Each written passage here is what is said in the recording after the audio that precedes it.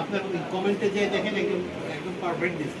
রতনের নাম দিচ্ছে, ইলিয়াস নাম দিচ্ছে, পারুলের নামও একদম সুরঞ্জনা পারুল দিকে।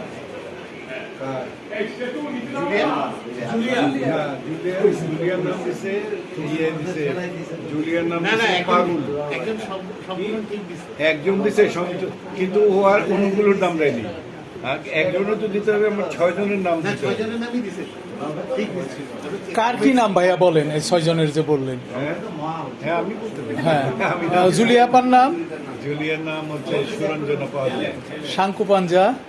শাঙ্কু পাঞ্জার নাম হচ্ছে লাল। ইলিয়াস কুবরা? মোহাম্মদ ইলিয়াস। Danny cedar?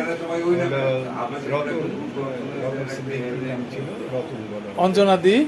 অঞ্জনাথ নাম অঞ্জনা ওইখানে তবে 6টা নাম সিএমএ আজকে যে পোস্টটা দিয়েছেন। ফ্যামিলিগত ভাবে আমি এই নামে ডাকি, এই নামগুলো আমি লিখে দিচ্ছি, কিন্তু তারাই এগুলো বলতে পারবে, এছাড়া অন্য কোনো লোক বলতে পারবে না। যেমন এর মধ্যে দিলারের নামও আছে, আছে। খুব অনুভূতি বলেন। অনুভূতি সারা সব দিনের মতোই এটা আমার কাছে আলাদা কোনো স্পেশাল কোনো জিনিস নেই। মানুষ পৃথিবীতে আসছে,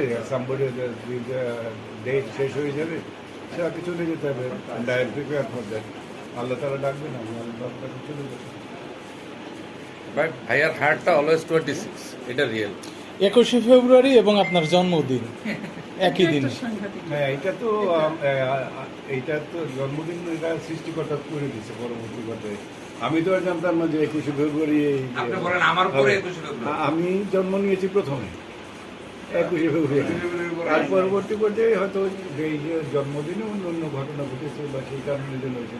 কেউ কারোটার জন্য তো জবাবদিহিও করতে হবে না, বা কেউ কারোটার জন্য দায়ীও না। তারপরে তো একটা স্পেশাল অনুভূতি হয় না, বিশেষ অনুভূতি, একটা স্পেশাল ডেতে আপনার জন্ম। অনুভূতি যদি হওয়ার কথা বলা জিজ্ঞেস করা হয়, তাহলে তো আমি স্ট্রেট বলবো যে আমার খুব 21শে ফেব্রুয়ারি জন্মের জন্য খুব বেশি একটা সুখ লাগে না।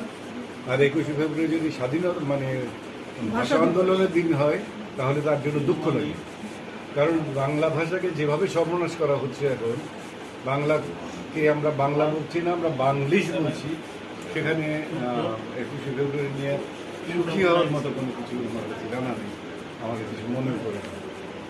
আমার বরঞ্চ মনে হয় যে এটা একটা এক ধরনের ওই আবার ইংরেজি বলতে হয় একটা মকারি।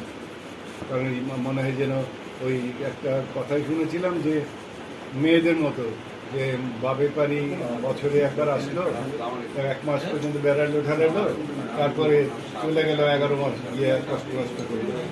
এই 1 মাসে আমরা খুব ভালোবাসলাম নিজের ভাষাকে, আর 11 মাস নিজের ভালোবাসাকে ভুলে গেলাম।